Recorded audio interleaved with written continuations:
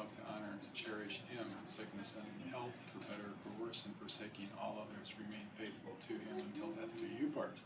I do. Okay. All right. Somebody want to take a picture from over here?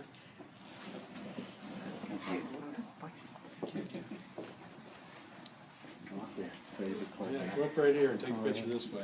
Okay. All right, so you guys got the rings? Yes. All right, so EJ, would you take Dorothy's ring and place it on her wedding finger? And hold it there with both hands and look at her. Quiet. Good timing. And then repeat after me. With this ring, With this ring, I thee wed, I thee wed, and pledge my love and pledge my love and loyalty forever. and loyalty forever. Okay, so Dorothy, take EJ's ring and place it on his wedding finger. And we'll do the same thing here.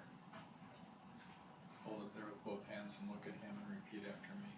With this ring, With this ring, I thee wed, I thee wed, and pledge my love and pledge my love and loyalty forever. and loyalty forever. Okay, you guys hold hands, look at each other. Okay, by the power vested in me by the laws of the state of Oregon, by the exchange of rings, and by virtue of the promises you made to each other today, I now pronounce you husband